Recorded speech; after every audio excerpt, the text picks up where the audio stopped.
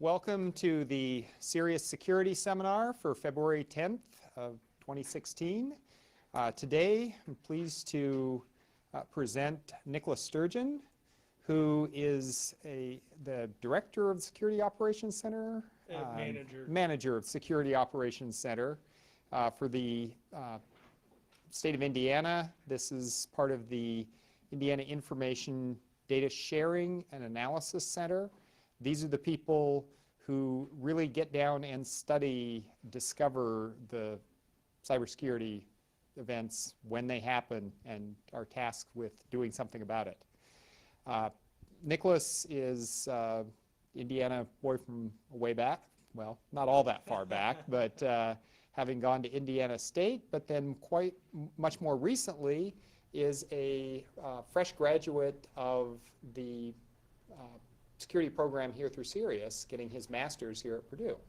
So with that, I will turn it over to Nick. All right, thank you very much. And definitely want to thank CERIAS and SPAF for the invitation to come speak to you guys. Like I said, I'm fresh out in the real world, so to speak, from getting my master's degree, which I'll get into a little bit more.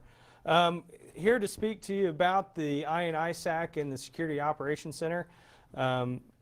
And what the state is doing to help combat cybercrime and do its part in cybersecurity. Just a quick agenda overview, introduction, talk about the history of ISACs, what the ISAC's vision and mission statements are, our structure, facilities, capabilities, and so on, as you can see here. Again, and I'm going to move around because I don't like to be pigeonholed behind a podium if I don't have to be. Born in Owensboro, Kentucky, but I was basically raised in southern Indiana. I went to South Spencer High School, graduated in '99, went to Indiana State University, majored in management information systems, graduated in '03.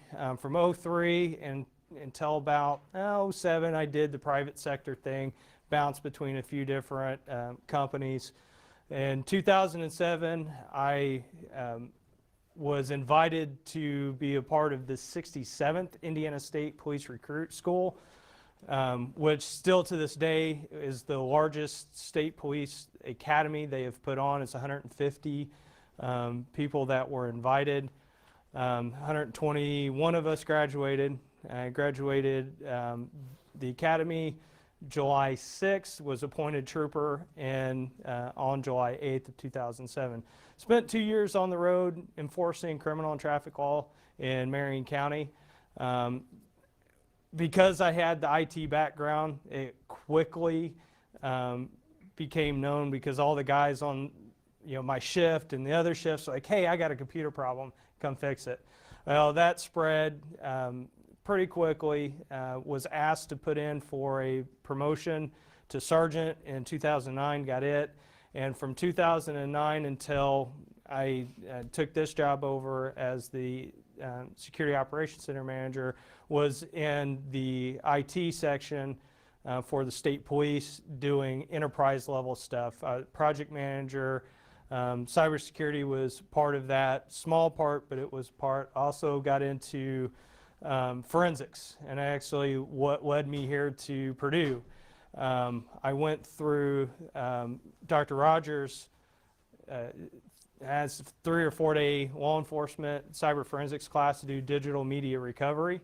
Got hooked, and then when the opportunity to come and do more schooling and get that advanced degree, I took it and came to Purdue to study cyber forensics. Was a part of CERIAS as a student, did the whole poster presentations and stuff with the last 2 symposiums, and I'm glad to be here to be able to talk to you guys today a little bit about what the state's doing. So July of 2015 was really the kickoff for me. And we'll get into the history a little bit about of the ISAC, but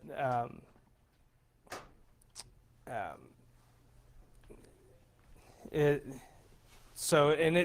the IA and ISAC, or the concept, didn't start with me. Actually started back in 2014. But before I get into that, what are ISACs? Information Sharing and Analysis Centers. Actually can be traced back into the late 90s with Presidential Directive 63. And I will go to my notes here so make sure I cover everything and speak intelligibly about it. But this directive was signed in 98. The purpose was to assure the continuity and viability of critical infrastructure and information systems against physical and cyber attacks. It laid out 3 goals. The federal government to perform essential national security missions and to ensure general public health and safety. Also with state and local governments to maintain order and deliver minimal essential public services. Again, this is all tied around in the event this stuff went down. And then also to help private sector ensure orderly function of those of the economy and delivery of essential telecommunications, energy, financial, and transportation services, basically critical infrastructure. Moving forward a little bit, we get to 9/11. Everybody here knows what happened 9/11, September of 2001, and actually, anyway, from that, the after action brief, which is the 9/11 Commission report, laid out several different challenges that the federal government needed to get past, some gaps in communication between the federal government, state government, private industry, and led to Homeland Security Presidential Directive number 7.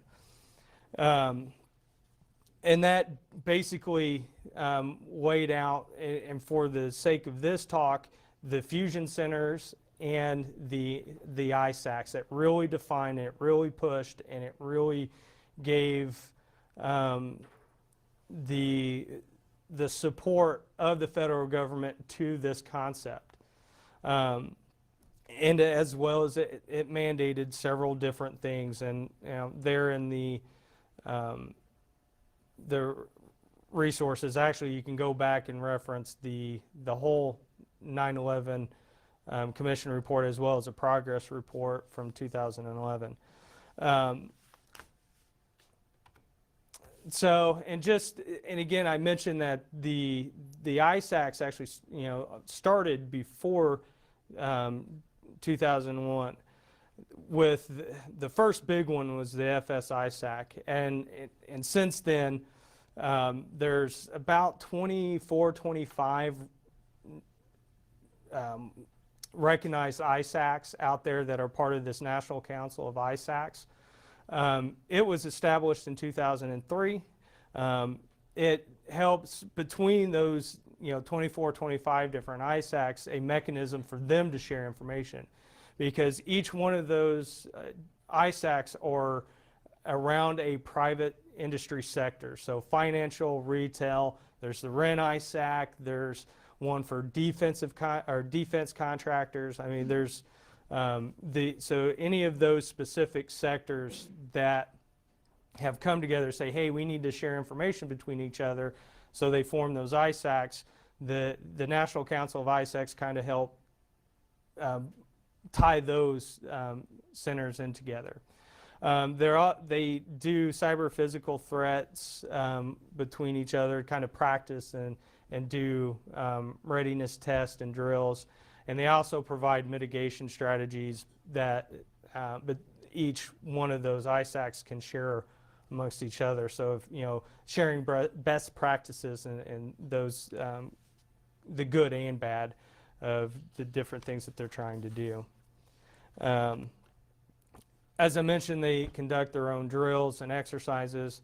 They also participate in nation-level drills with like Cyber Shield and some other things that are going on from the federal or national level perspective. As I mentioned, there are about 25 of them, and we're in the process of applying for membership. It's a little bit of a 4 or 5 page application. They submit it to review it, but we feel like for what we're doing that it's important that we have an official way and a mechanism to talk and share information between the other ISACs that are out there.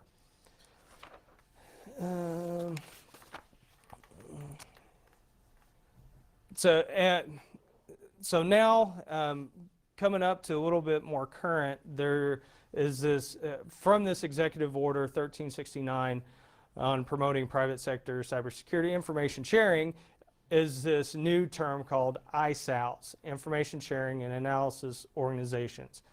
So as the current ISACs, kind of at a top level, large view, are covering those major critical infrastructure sectors.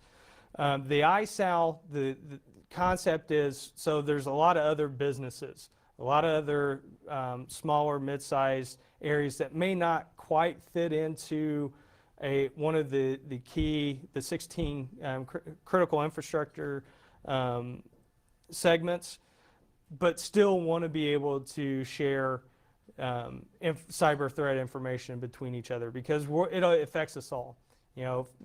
I could go on through Target and Anthem and all of the big breaches, but the smaller mid-sized businesses are still affected. It still costs them money. It still can damage their reputation with their customers. So it's important for them to be able to fit in and be able to collect and share what they are seeing from the cybersecurity perspective.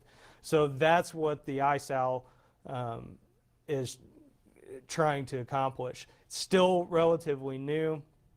Like I said, the executive order on this was actually just signed February of last year, February 13th to be exact. And also trying to set guidance for industry as a whole on best practices. And I will say this, if there are any questions along the way, please feel free to ask. I want to try make this as interactive as possible. So go ahead, Jim. So Nick, is this the venue, or actually ISAC, for either one of these, or is there another venue that companies like Microsoft with that huge cyber defense operation they maintain, is that where they provide the information that Could you use your mic, please? Oh, sorry. Yeah, there's. Yeah, I'll repeat the question, sorry. So the question is, where does Microsoft, when they provide what they see happening, or let's say PayPal sees happening in industry from cyber attacks, where do they inject their information? Is it any of these organizations you just spoke of? It's probably, and good question. They're, Microsoft being as big as they're my guess, and I don't know this 100%, but they're probably in the NCIC or U.S. Cyber Command. I'm sure they've got representation there, would be my guess. They may be a part of one of the other, because there's an IT ISAC, so they may be a member of that. I don't know for sure, but because of how big they are, they're going to be talking to the folks very high up at Cybercom or the U.S. CERT and the NCIC. So being again, they're Microsoft, so they're in all over the place, and they've got enough resources that if they're attacked or if their software is compromised, it's going to be pretty widespread. So organizations like that, they're going to be talking with folks in DC and in that area. So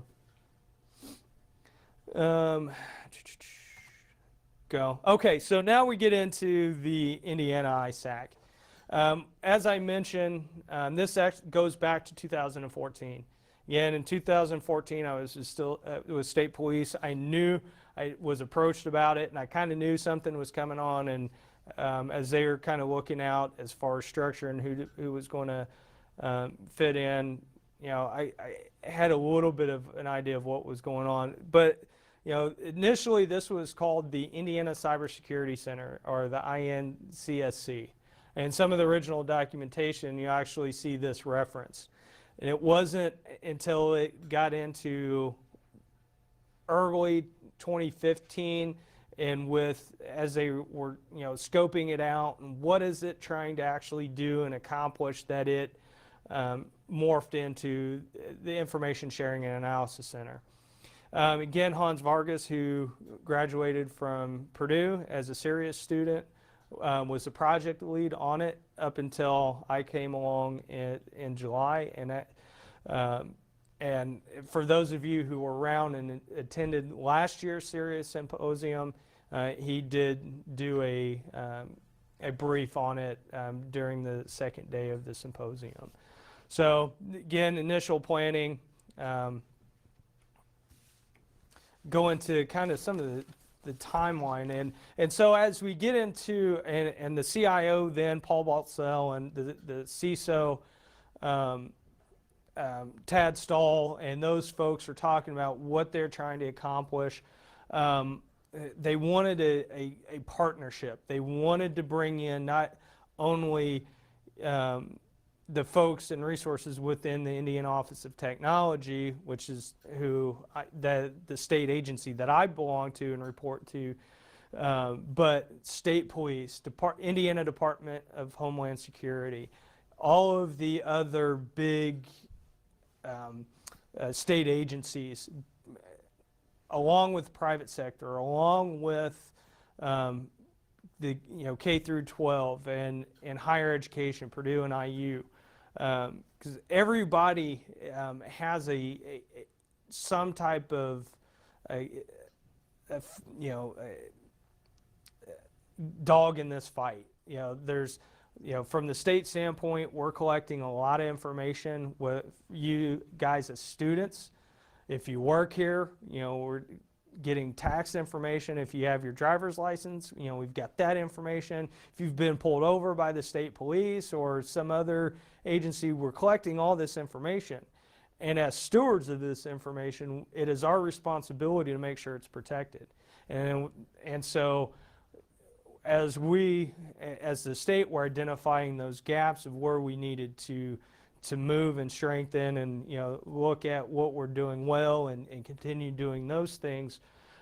We brought in some heavy hitters, RSA being one of those. They came in and did an analysis, as you can see there on this timeline. Brought them in, they came in and they did their thing. They're part of the design phase. We also purchased their governance and risk compliance software called Archer, to use completely, not just for the Security Operations Center portion, but throughout the entire state, in helping managing risk and identifying and tracking and all those things that you learn in cybersecurity.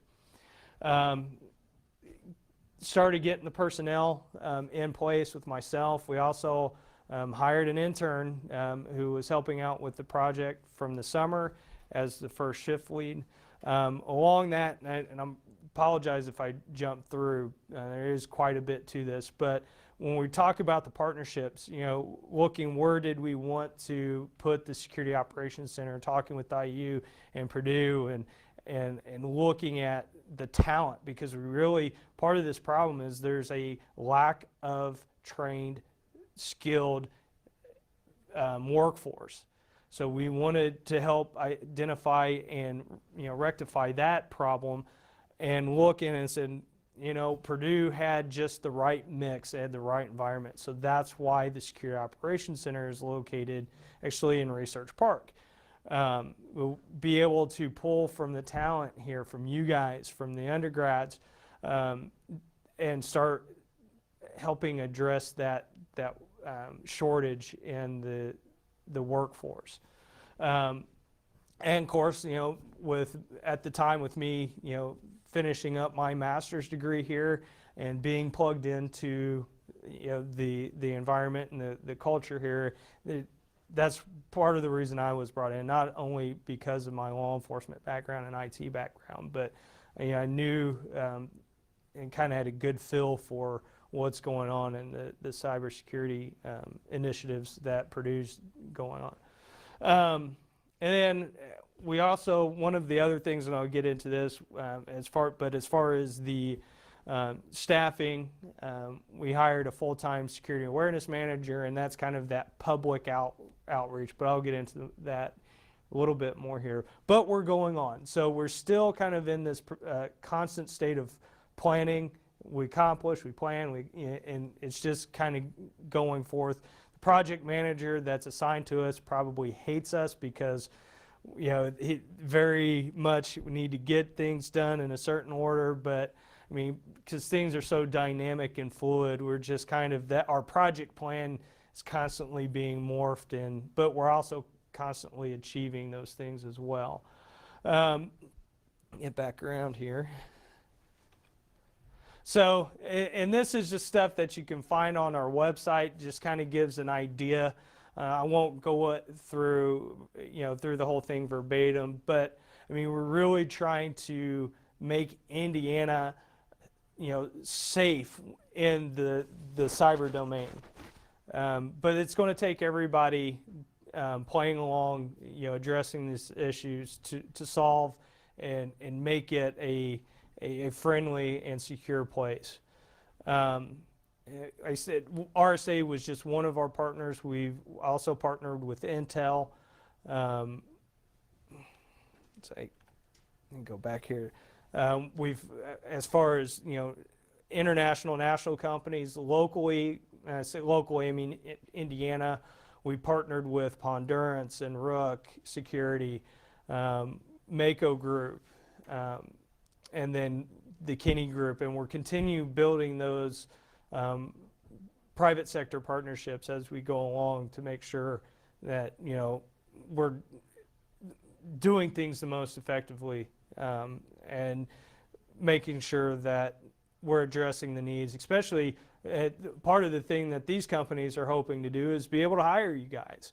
I mean, I'm talking to the CEOs and the heads of these companies that I mentioned, and they're like, oh, we just can't hire enough. I mean, they're just, we've got positions that have been open for a year or more that they can't fill.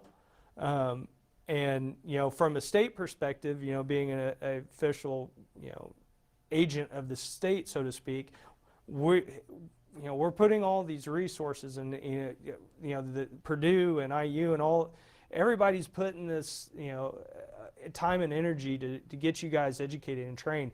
We'd like, selfishly to keep you guys here. Part of that problem is if the jobs aren't there, and they're not competitive, like, Microsoft out in Seattle or, RSA or Raytheon or some of these other big, then it's a challenge for us to be able to keep you guys. But we're working on that. But so again, it's a full state initiative, not just the state of Indiana as an entity, but a full, entire initiative of everybody within the state. Our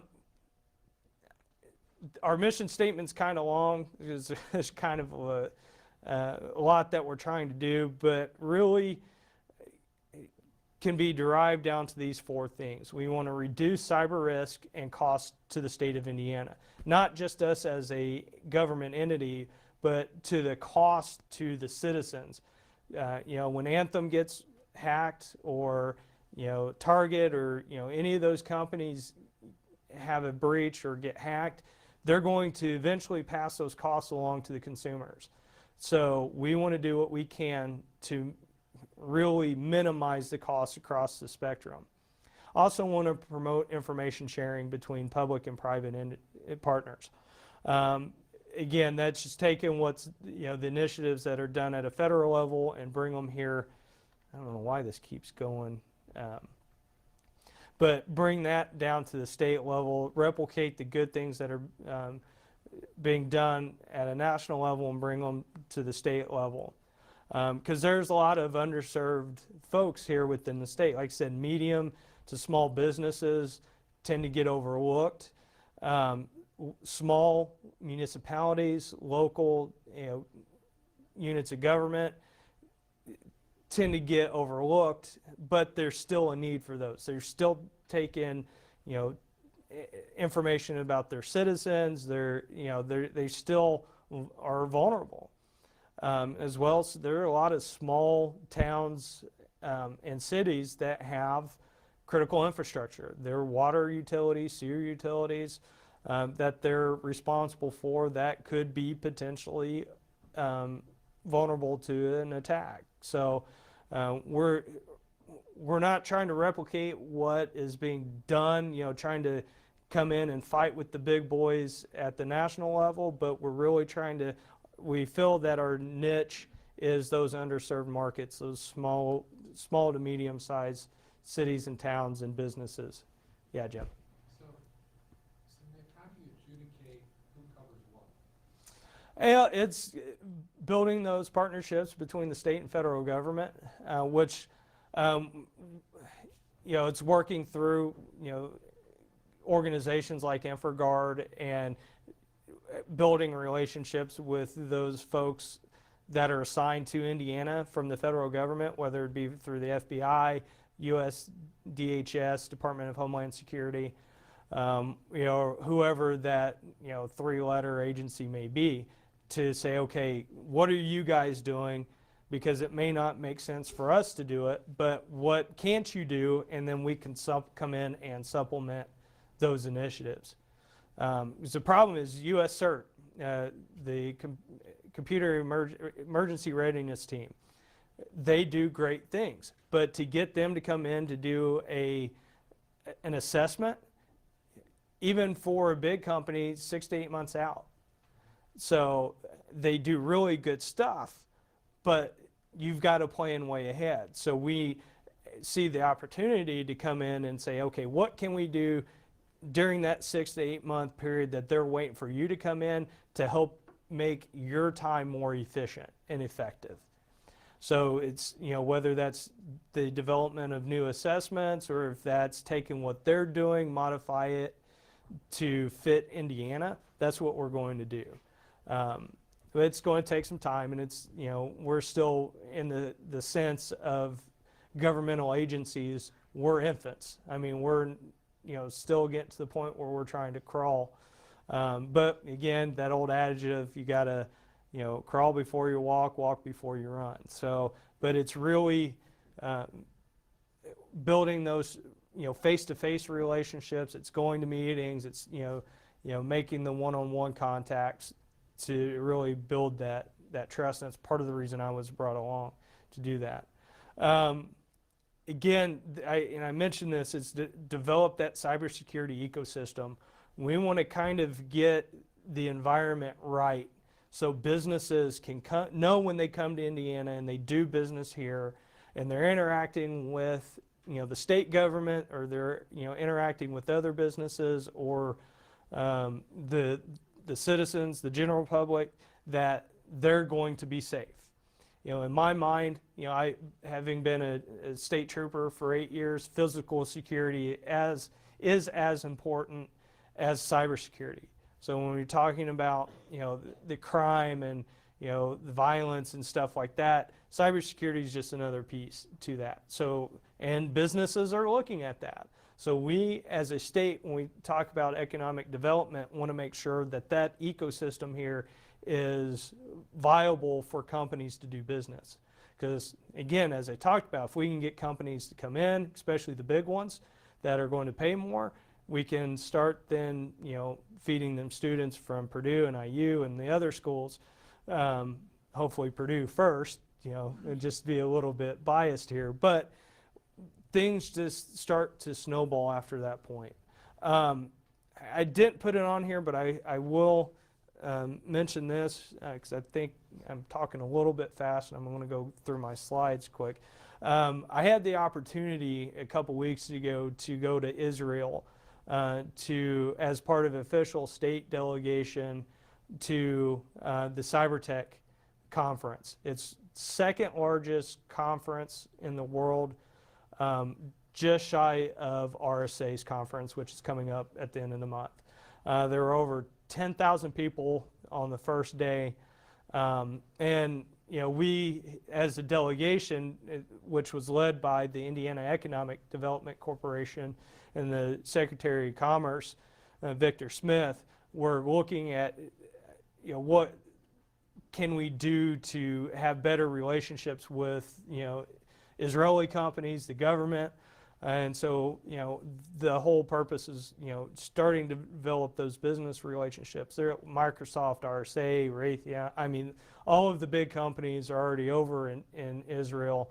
But there's, them as a country is doing some really cool stuff. They've got a really good ecosystem with startups and getting, these small companies, even bought out by bigger companies, are moving up to being big companies themselves.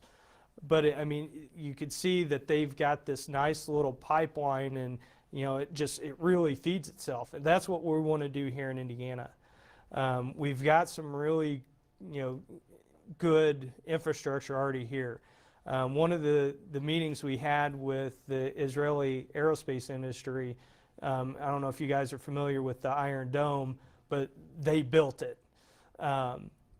We met with their cyber division, and the head of that, Esty, goes, I know SPAF. I know what's being done at Purdue with cybersecurity and cyber forensics. So we've got, Purdue has that name, international name recognition. So we want to capitalize on that and start to, bring some of the things that they're doing well and replicate it. So it was a great opportunity.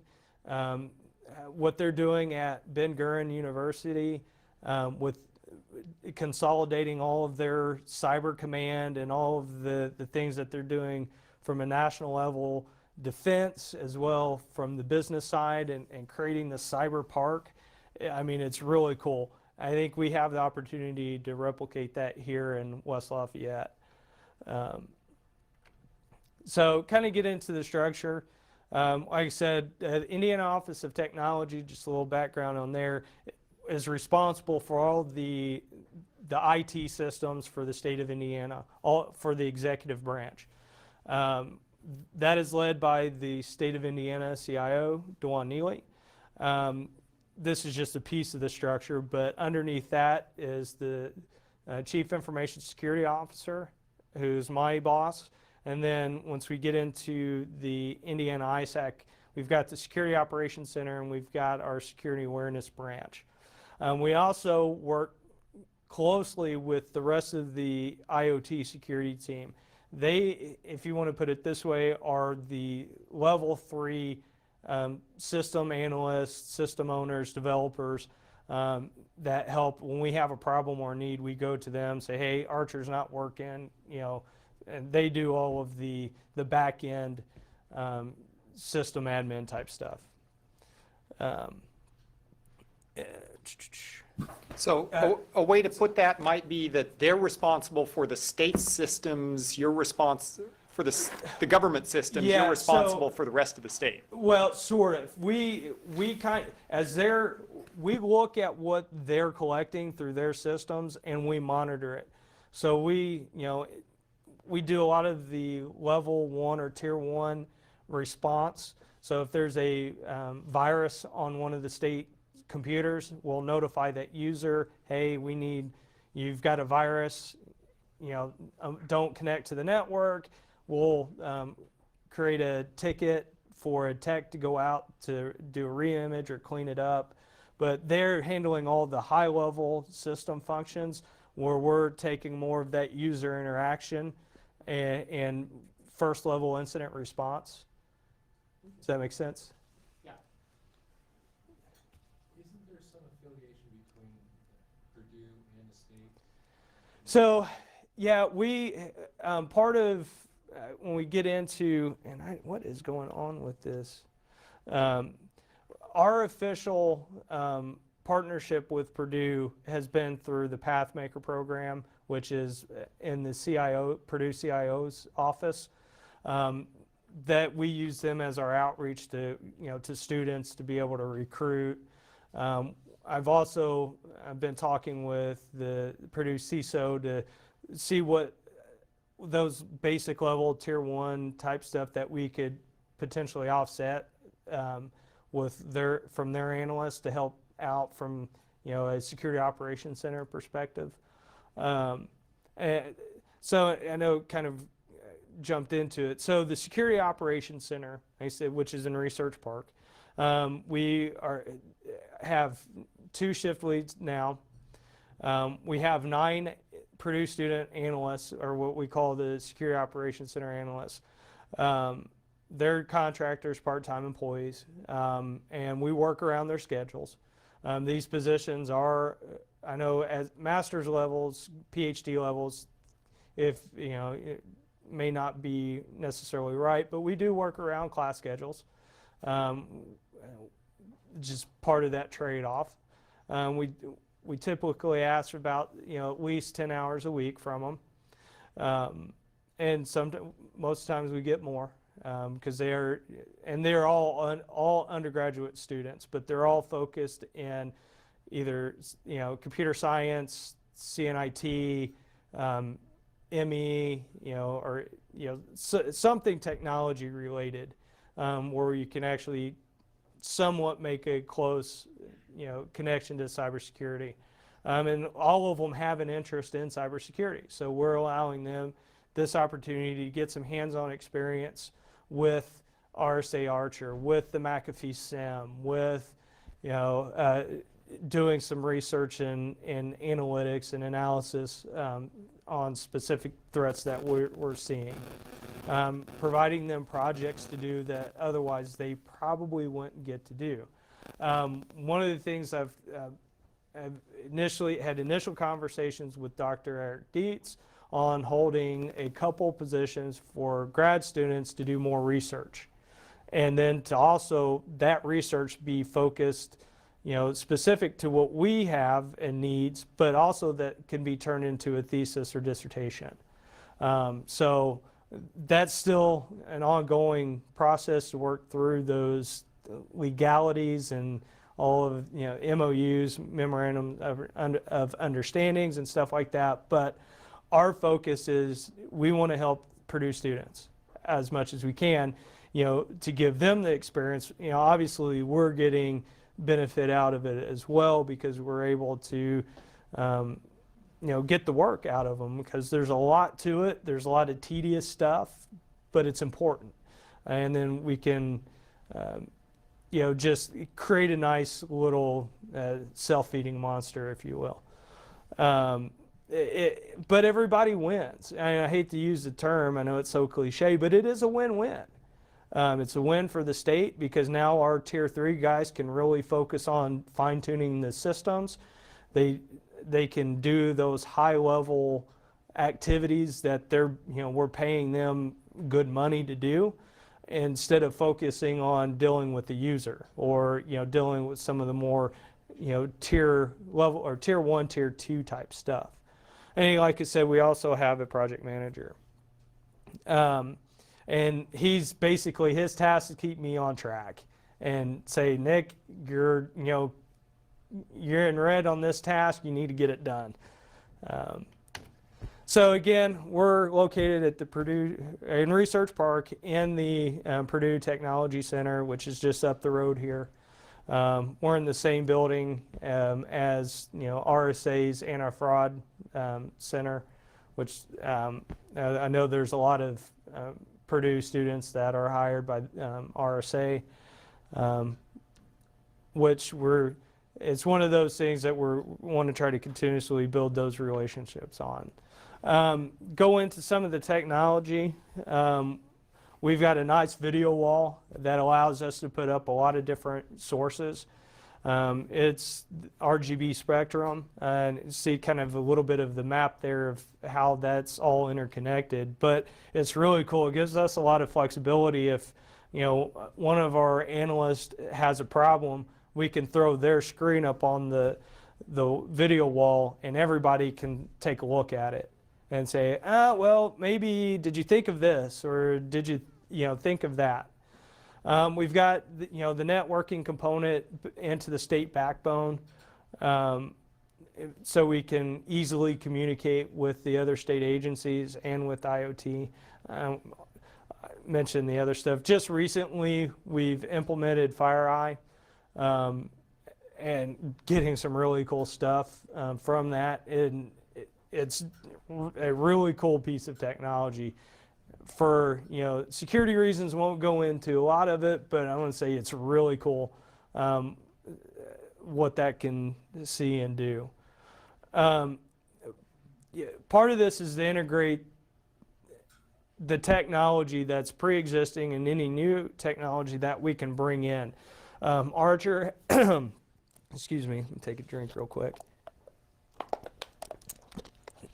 Archer has the ability to take in multiple data feeds. The way IoT has designed it, most of the systems that we have are being fed into the SIM, and it's doing correlation. It categorizes and then it decides, okay, this is something that needs to have some human intervention. The one thing that we have included is we were an early adopter from the multi-state ISAC. They have some technologies and appliances that they've put in around the U.S. We're getting some information from them. All of that's being fed into Archer. Archer is going to be that central location that we can manage our security events from. And there are several different modules. The specific module we're using is called SecOps, or Security Operations. And it's built around a security operations center and event management. And it'll allow us to, if we have a breach, we can manage resources and do some really cool things. Hopefully, knock on wood, it doesn't happen during my tenure. But for the ability to manage forensics cases, and apply resources and personnel, and we can also get down and drill it down to the procedure. So when we have event A, it's linked to procedure 1, and it tells the analyst or tells the shift lead, here's the steps that you need to do. Or if it's event G, go to procedure 2. Here's the things that you need to do. So you get consistency. And it also has, as things are going, has the ability to develop a very, very in-depth common body of knowledge. So you go back and see, well, this didn't work in this situation, but this did. So you're not trying to replicate from scratch the troubleshooting process. So it really starts to make the whole incident response, event management more efficient. The basic things, we get alerts, events, and incidents. And we have our definition of what those mean, or what each one of those means. It's a little bit different than I think the rest of the industry is looking at, where we don't necessarily care if we have 100 incidences. We think anything that we respond to and we can validate, it's an incident. So what? It happened. Events are, as we've defined it, are things that have happened within the SIM that we can't correlate. Maybe it's a false positive. Maybe there's just not enough other information out there to really say, okay, this is for sure what happened, but at least we're tracking it. And the alerts, as I put, are like into dispatch or 911 center. Those are the calls. Hey, this has happened, this has happened. We can, have several 100 alerts come into one event or one incident. So again, a little, from my understanding, is a little bit different of an approach than the rest of the industry, where they want events. They want the incidents to be small, and they don't care about the number of alerts or events. That's kind of the mindset we've had in the past, but it just wasn't working for us, so we decided to change our thought process on that. I already talked a lot about this. Won't go through. One of the good things about the Archer platform is its ability for analytics and analysis.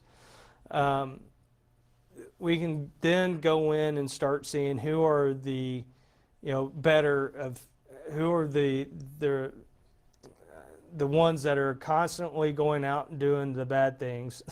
So we can say, you need to stop this behavior. Start building trends down to the specific agency. We risk behavior. We can give them levels. We can also say, this agency is at a higher risk for a breach or a hack or its vulnerability, and then also allow us to work with the agencies on what they can do to minimize their risk. And then if they get to a level that's acceptable for them, we can, then continue to track that and say, now you're starting to go above your threshold. So the second part of what we're doing outside of the Security Operations Center is in our security awareness. Go back to my days of undergrad when we talk about security. They say the most secure system is one that no human can touch. But what use is it? So anytime you add that human element in there, you're going to have an inherent amount of risk. So to help make that less of an issue is doing a security awareness campaign, helping not only industry but the general public on those issues, things that they can do to make them more secure at home, because the interactions that they're doing from home can affect the state, and it can affect another business. So we really want to drive home, provide training, provide just, hey, these are the things that you may need to be aware of, and then just be a trusted resource for the general public and the rest of the state. So as I mentioned, the security awareness is really, if you look at this from a business model, is the Security Operations Centers, the back end business processes. Our customers don't really interact that much with the SOC, but they are interacting with the security awareness or our front end.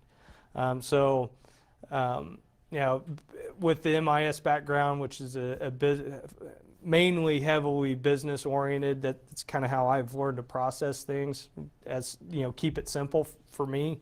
The KISS, keep it simple, stupid.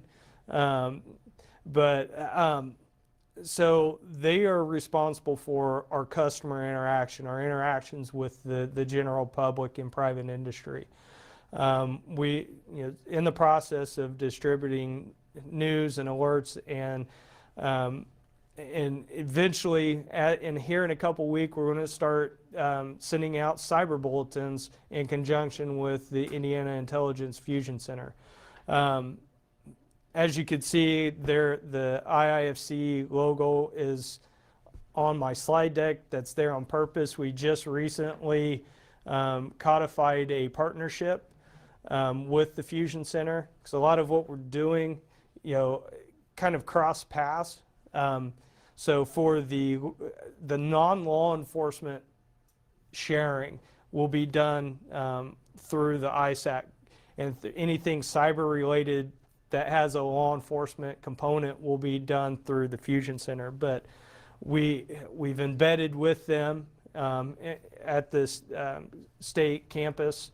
We're working with them on a daily basis. And part of that is developing these cyber bulletins that will be going out through the private sector partners that the Fusion Center already has. So it's really good news. The other part of that, and it's the way the MOU, the Memorandum of Understanding, was written was for the position that I hold, not so much for myself, but whoever's the Security Operations Center manager will also be a deputy director for cyber for the Fusion Center. So that way, if there is something that is law enforcement sensitive in that classification, if some of you guys are probably familiar with how the federal government classifies information, for official use, law enforcement sensitive, meaning that only law enforcement can see that information. So there may be something that affects the state that I couldn't get access to, that I need to know from the operations standpoint. This allows me to put on that deputy director hat and see that information, so I can then go back and say, well, we may need to, do this a little bit differently, or look, and so it's a good partnership. The Indiana State Police manages the Fusion Center, so building that partnership and relationship was pretty easy. The other thing that we're doing is developing security training, not only in-house to state agencies, but also provide some training to the general public or private industry. Organizing roundtables, okay, and then do marketing and again help with the overall cyber effort and just bring up the level of awareness to the state. Some current projects there. I mean, we've got a lot going on. These are just some of the highlights of what we're doing. Yes, we are working with IU. I know that's kind of a sin to mention up here, but got to keep neutral. We are the state. So past projects, actually, and I will recognize Jim for doing a paper for Dr. Dietz's class last semester. Those are the things that we want to continue to do. We also did a project with IU with the Maurer Law School and the town of Speedway. Again, some of our big partners, and we've got some pretty hefty and lofty goals, things that we just want to continue to do better, and some things that we can't do right now until we have some other things in place. And again, just some basic boring stuff, but things that we've got to have a mission, we got to have some goals, so we can show the taxpayers that we're using their money wisely. Again, ultimately protect critical and sensitive information, stop these guys from getting in, help centralize resources. Again, that's making better use of taxpayer money. The big thing here is we want, again, keep you guys here in the state so we can keep that brain leakage from happening. And then, just again, increasing that cyber ecosystem. So, any questions, real quick? So, from where you sit, Mike, I'm sorry. Nick, from where you sit, can you opine on terms of opportunities in the cyber arena growing, maintaining, or diminishing in the state? It's going to grow.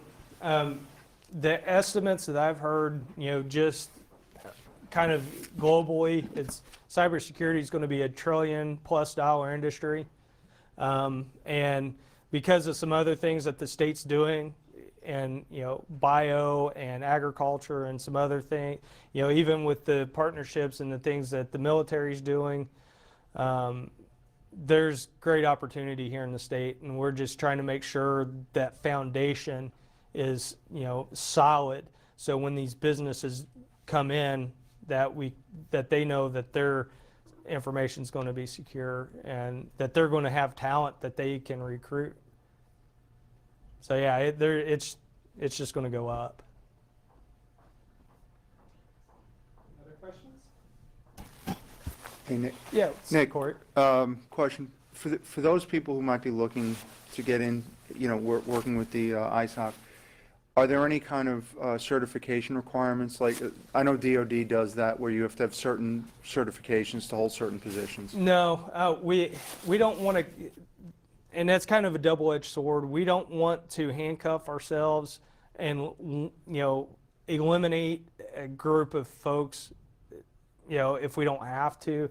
Really, the only thing that has been placed on us, and until we work out, is of how we're going to handle foreign nationals coming in as the contractor. But that's really the only kind of disqualification at this point, because we just don't have a process to handle that. But as far as if you need a CISSP or certified ethical hacker or something like that, those type of certifications, no. There's opportunities through like InfraGard and some other things that we can do some vetting, just to make sure that, hey, it's not some bad guy that's pretending to be a student, because we do want to be able to show that there's some trustworthy folks that we're hiring, and it's just not some black hat that's trying to infiltrate and be an insider threat. So are you kind of indirectly recommending that if you can't apply for InfraGard? That's it's out there. They've got their criteria online to show who it can be available for that. I mean, there's, so that's an option. But there's also other organizations that would be of value as well. Well, I'd like to thank Nick. Yeah. Hopefully you learned something, and I've got some cards up here I'd pass out if you guys want them, that if you want to contact, or if you need some research ideas for class, trust me, we've got some ideas for you. So, Okay. Well, thank you. all right, thank you.